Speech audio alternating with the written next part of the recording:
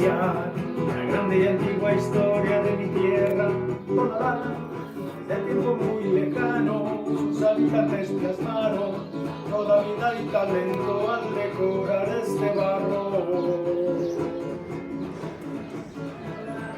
Tiene sangre de la Iberia y también neogallega, porque aquí fue fundada segunda Guadalajara. La época virreinal alfarería trascendió por el galeón de Manila, suerte y gracia de Dios.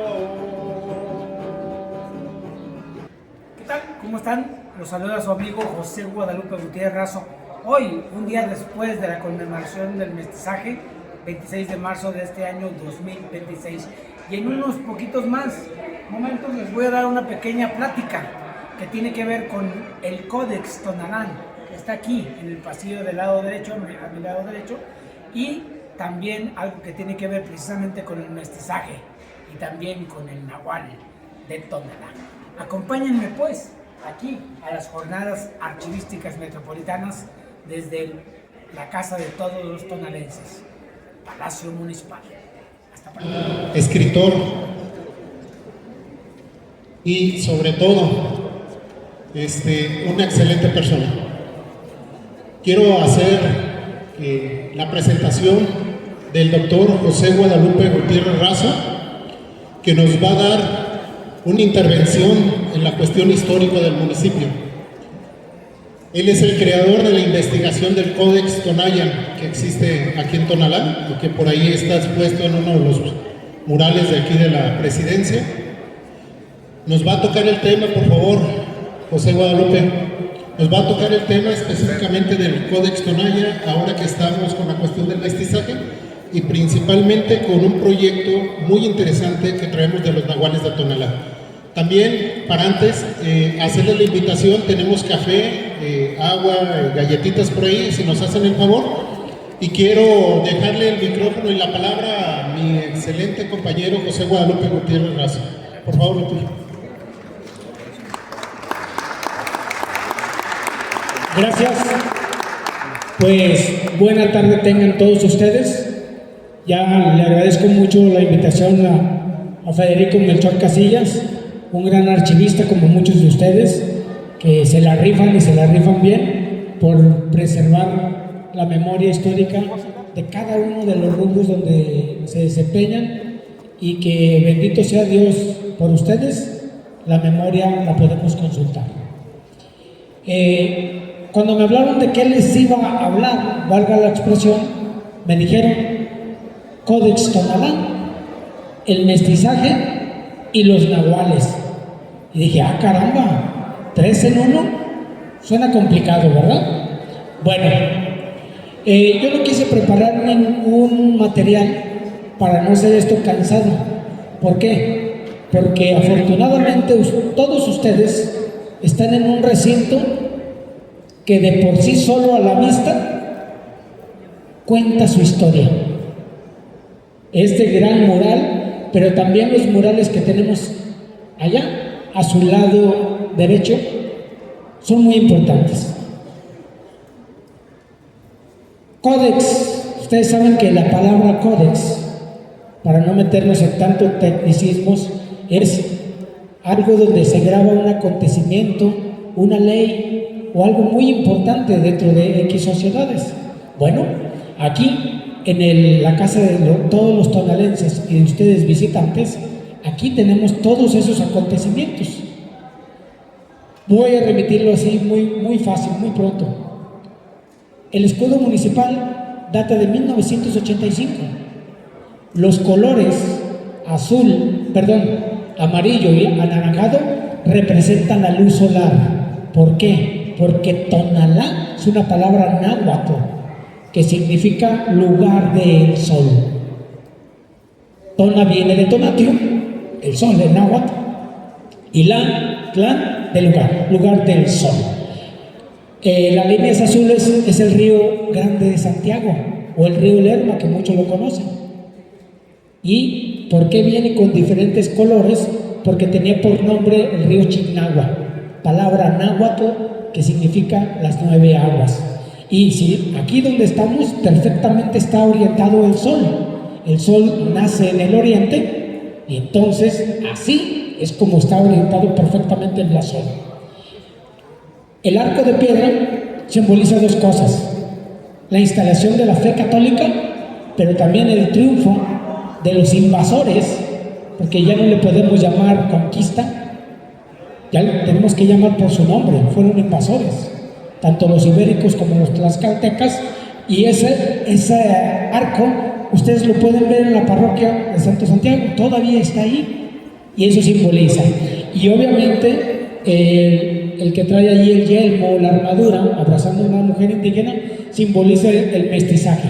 Y ahí voy a concatenar un poquito lo del mestizaje, precisamente. Bueno, ese es un mestizaje racial, pero hoy día el mestizaje ya no es solamente racial como lo conocemos. Y voy a finalizar con lo que está en la mano: un jarro de barro, la industria alfarera. Ahí, como uno de sus lemas, viene cuna alfarera.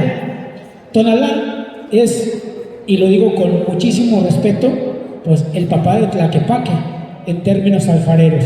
Ahorita la alfarería de Tlaquepaque es muy importante, pero primero fue Tonalá. Tan es así que primero fue Tonalá antes que Guadalajara, porque aquí el 8 de agosto de 1536 se fundó la segunda Guadalajara por Juan de Oñate, ¿sí?, teniendo como nombre Santiago de Tonalá. Y bueno, ahí tenemos otro tipo de mestizaje.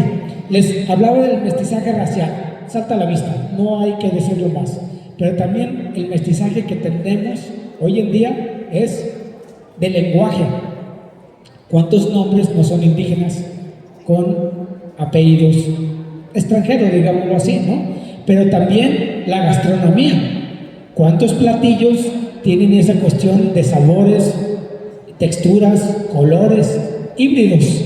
También ese es un mestizaje. Otro mestizaje también es la música. Si ustedes han ido a varios conciertos, a veces ya orquestas filarmónicas incluyen ciertos instrumentos como el caracol, las ocarinas, los palos de lluvia, y ese también, aparte de ser una función, es un tipo de mestizaje. Pero también la alfarería, porque han de saber ustedes que la alfarería, ahorita en su vidriado, viene de Persia. El origen del vidriado en la alfarería, que se conoce como de lumbre o de greta, viene de Persia, que después pasó a las provincias que hoy se le conoce España, porque no había España, y de ahí vienen a América. De América caen a Tonalá, y en Tonalá, como ya se fabricaba la alfarería, hacen también esa fusión con la cuestión del vidriado y se crea esa fusión, ese mestizaje también. Y por último, otro es el lenguaje textil, que cuántas veces seguimos usando huipil, pero con tenis, ¿no? Las damas, ¿no? O tenemos una blusita muy bonita con deshilados y con jeans. Entonces, todas esas situaciones crean esas fusiones raciales que también se les puede considerar mestizaje. Pero en todo el occidente mexicano, ¿dónde viene el mestizaje? Ahí tenemos una imagen de una capilla, pero también tenemos la imagen de la evangelización y unas cosas que se le llaman nahuales, pero también tenemos a Santiago Apóstol.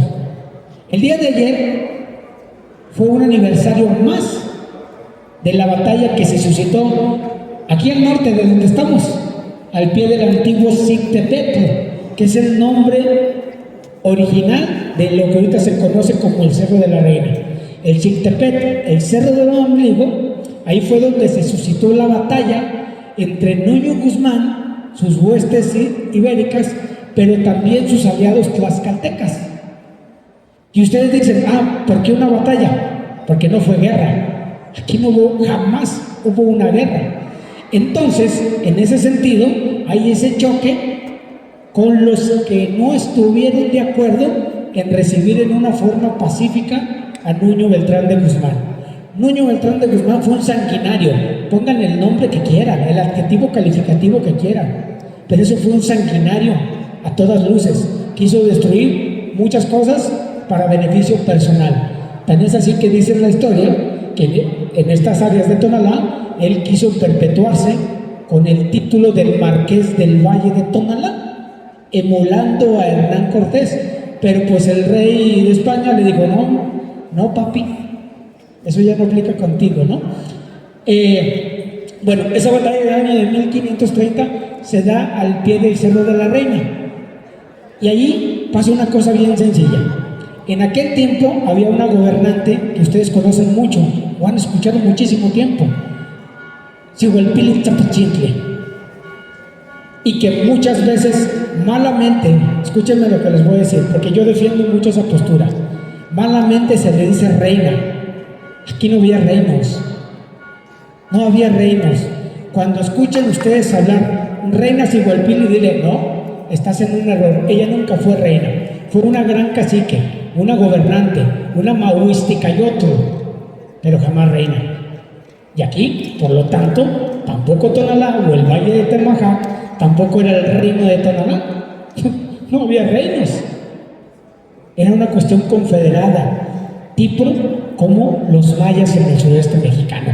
Entonces viene ese choque porque muchos seguidores de Xihuelpilli-Tzapechintli acuerdan de decir, no queremos guerra porque Nuño Beltrán nos va a aniquilar. ¿Obraron bien? Claro que sí. Será no matanza. Esa acción está perfectamente muy bien. Pero por otro lado, hubo 3 tlatoanes muy importantes que dijeron, no, nosotros no queremos, nosotros sí les vamos a hacer la guerra. Mejor dicho, la batalla, perdón. La guerra no es la batalla. Esos 3 tlatoanes fueron muy importantes. El primero fue el tlatoani de Tetlán, que se llamaba Tlacuteutli, y que era el yerno de Xihuelpilli-Tzapechintli. Es decir, que el yerno iba a pelear contra la suegra, porque su hija Xochitl era la que estaba casada con el tlatoani Tlacuteutli de Tetlán. El otro era el tlatoani de Salatitán, Coyopitzantli, y el otro, el tlatoani de Coyula, Cotán. Si nosotros hacemos una línea imaginaria de la estación del tren ligero Tetlán o del templo de la Asunción en Tetlán, en línea recta hacia el oriente, vamos a ver que esos 3 pueblos están derechitos, y los 3 fueron los que estuvieron en contra de recibir pacíficamente a Nuño Beltrán de Guzmán. Y entonces allí surge otra discusión que habría que consultar muchos archivos, y que ustedes son guardianes de esa memoria histórica, ¿sí? La danza de los tastoanes. La palabra tastoan viene de tlatoani. Acuérdense que los ibéricos no sabían pronunciar la TL, tlatletlitlotlu, eso no lo hacemos nosotros. Entonces hay una desviación lingüística y es tastoanes. Pero estos 3 de Coyula, de Salatitán y de Tetlán son los que hacen la guerra, no los de Tonalá. Hoy en día muchos tastoanes dicen, es que los de Tonalá somos los que defendemos. A ver, sí defendieron, pero no cuerpo a cuerpo. Lo defendieron en una cuestión parlamentaria. Es válido, claro, todo lo seguimos haciendo, pero no en una cuestión de guerra, de lucha, de cuerpo a cuerpo. Eso no pasó. Entonces, hoy en día la danza de los tastoanes, que es algo muy arraigado en Tonalá, es el símil de esa batalla que se dio al pie del cerro del Chiltepet. Ahí iban a matar a Nuño Beltrán de Guzmán, y que hay escritos que dicen que Nuño Beltrán de Guzmán era Pedro Nuño Beltrán de Guzmán. Hay escritos de finales del siglo XIX que así lo signan, O sea, no fue algo que yo me saqué de la chistera, como dicen, no.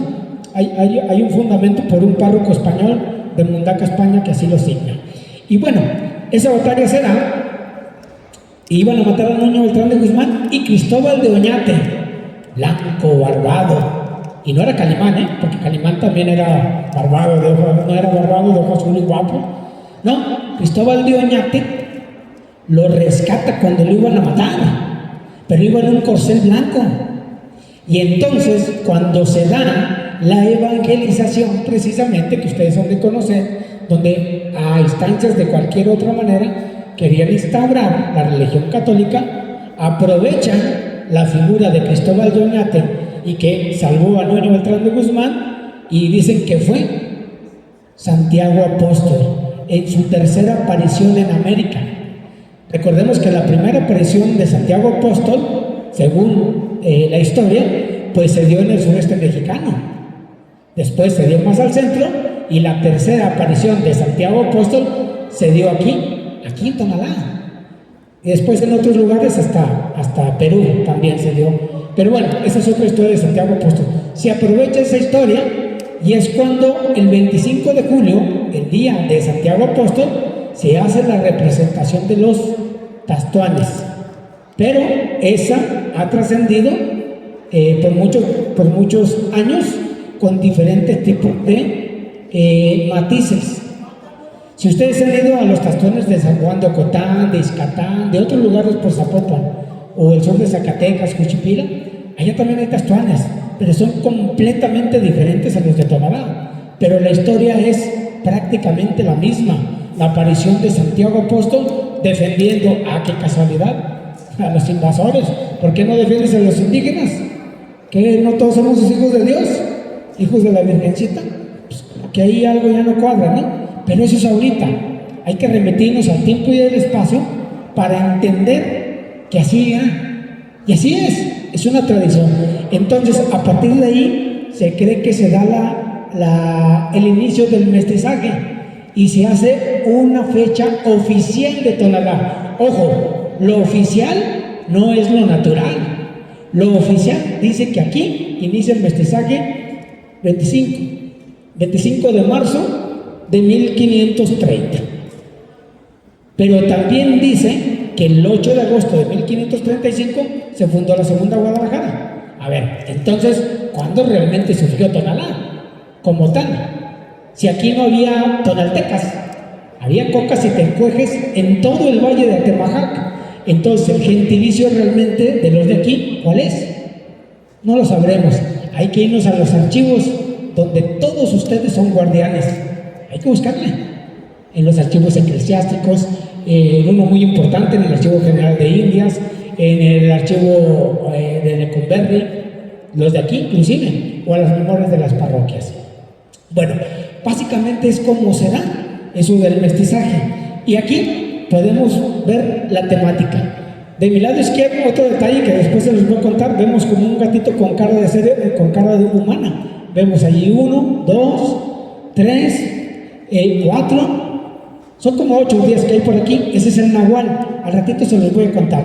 Pero vamos con la cuestión de que esto es lo histórico. Muchas cosas de las que ustedes ven plasmadas aquí en estos murales todavía existen. Aquí en la pura esquina hay como unas pinturas rupestres y un pozo. Esos están pegaditos al río Santiago, colindando con Zapotlanejo, al fondo de la barranca. Es un sitio hermoso y que son los últimos vestigios indígenas. No sabemos si eran tecuejes o cocas, pero todavía existen, ¿no?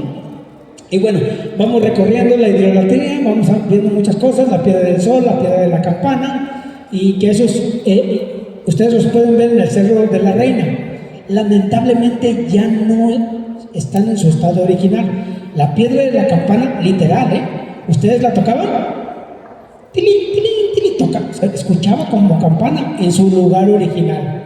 Desgraciadamente, a alguna mente brillante se le ocurrió en su brillantez que ahí estaba mejor. Error total.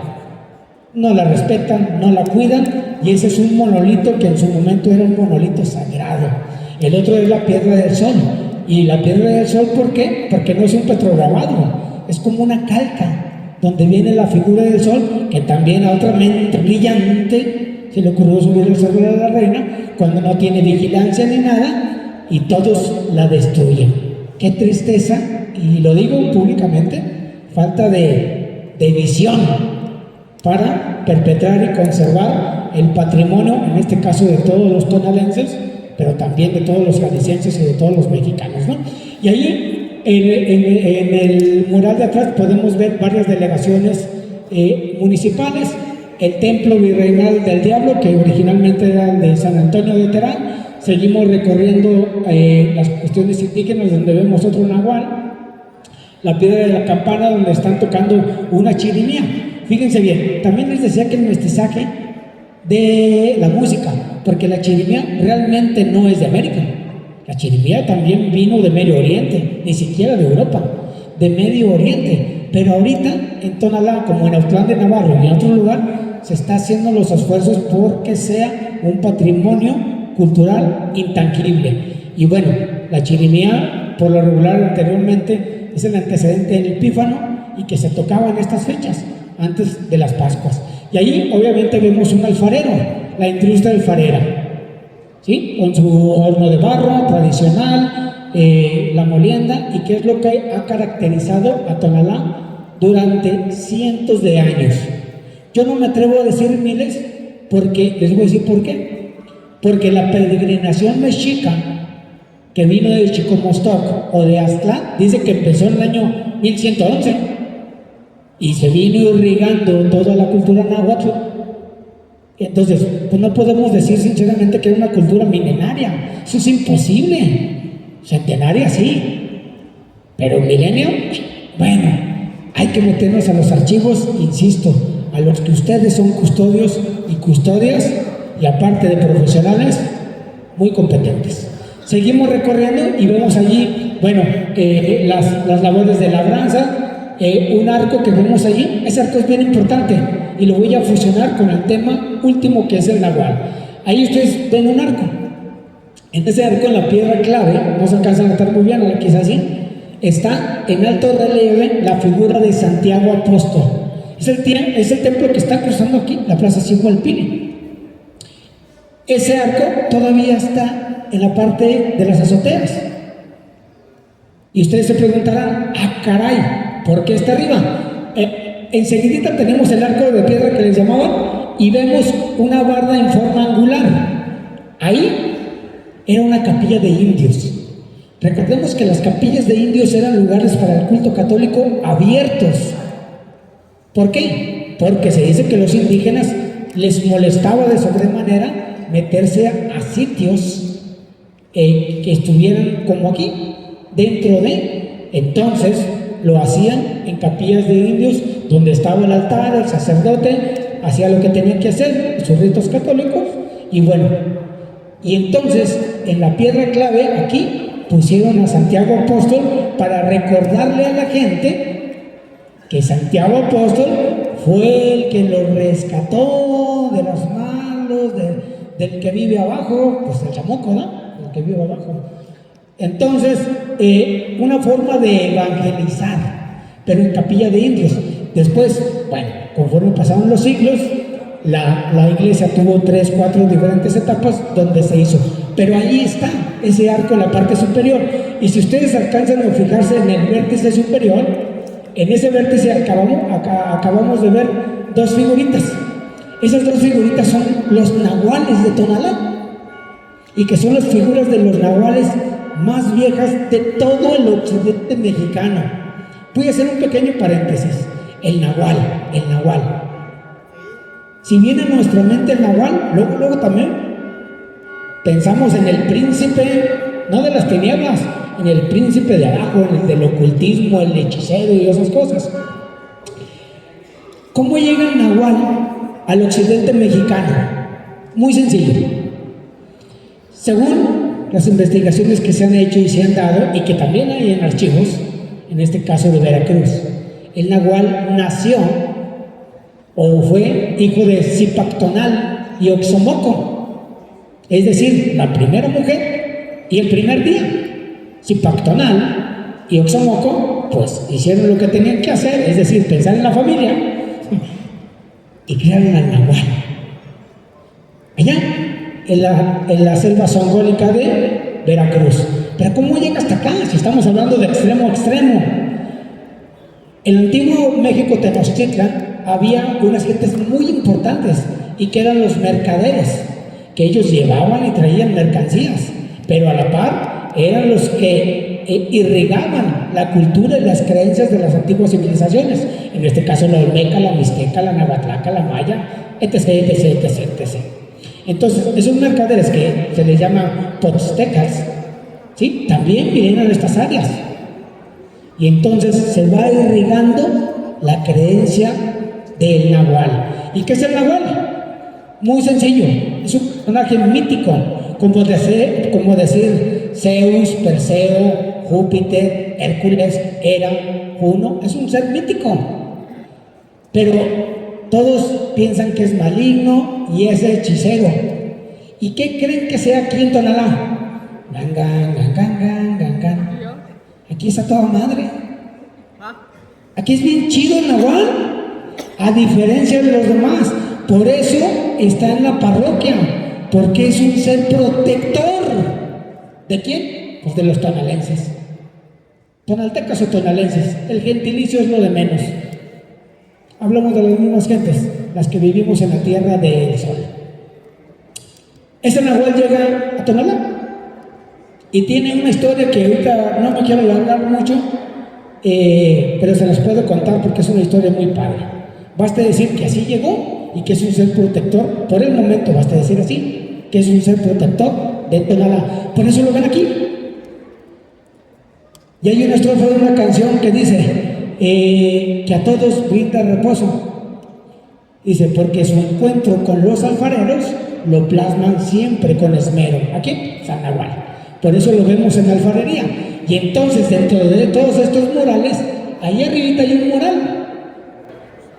Es el primerito que alcanzan a ver. Ese mural, si tienen la oportunidad, vayan y verlo. Se llama Codex Tonalán, que es uno de los temas de esta conferencia.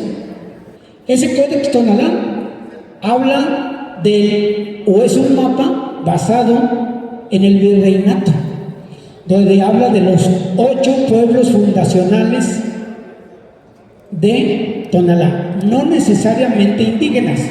Los indígenas de Tonalá nada más eran Tololotlán, el lugar de bulas, Salatitán, el lugar de látex, Coyula, el lugar de campanas o de cascabeles,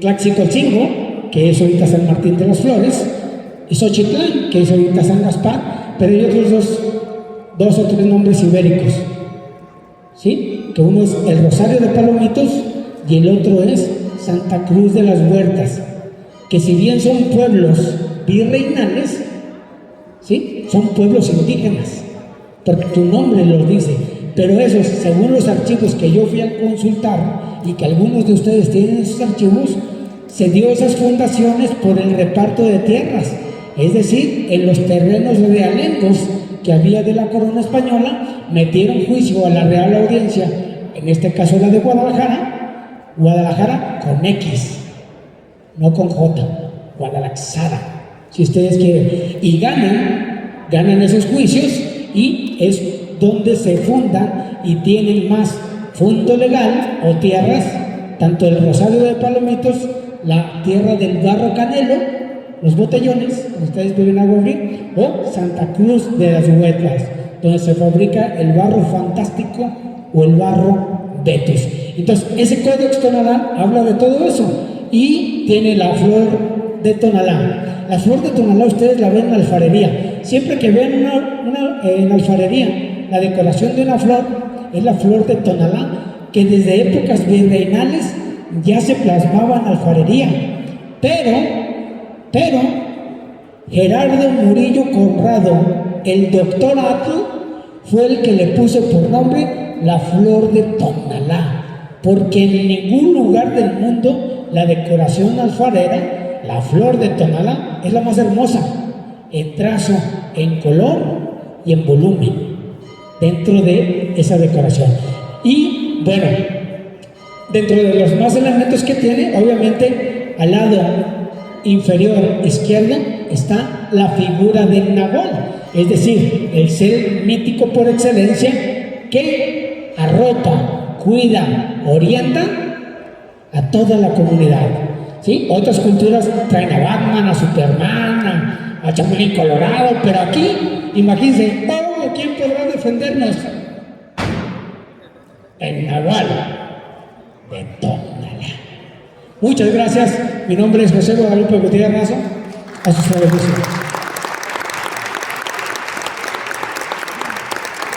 Muchas gracias Lupillo.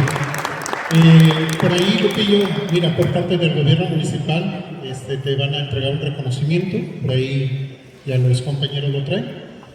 Y comentarles a todos ustedes, primero agradecerles la participación, gracias por acompañarnos, gracias por estar aquí con nosotros.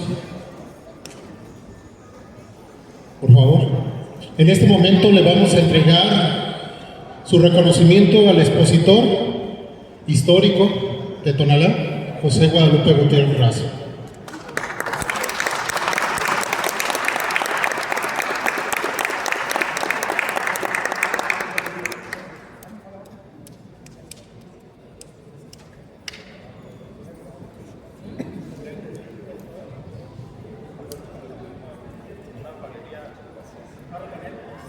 También le vamos a entregar un reconocimiento. Muchas gracias por tu presencia, por acompañarnos, por el apoyo, por la vinculación. Muchas gracias. Y también... Y nada más para no dejar, agradecerle mucho a Tonalá de hoy que cubra estos eventos, porque la difusión es muy importante y sin medios informativos como él, que es icónico en Tonalá, no llegamos a ningún lado. Felicidades a su fundador, a don Marcos Arana, y a su legado, Marco Chico para los amigos. Gracias, Tonalá de hoy. Sí, de antemano, muchas gracias, Marcos, por la presencia, y también decirles que está próximo a celebrar el 50 aniversario de tan maravilloso proyecto que es Tonalá de hoy. Pues muchas gracias a todos por la participación. No me queda más que invitarlos. Quiero compartirles y comentarles que tenemos una exhibición de documentos antiguos de Tonalá. Se va a hacer un pequeño recorrido para el que guste acompañarnos aquí en la sala Cándido Medrano. Y por el momento damos por terminado el evento, la clausura. De antemano muchas gracias y los esperamos. Grande es mi Tonalá, por sus hombres cabales, ministros y hacendados, todos muy connotados.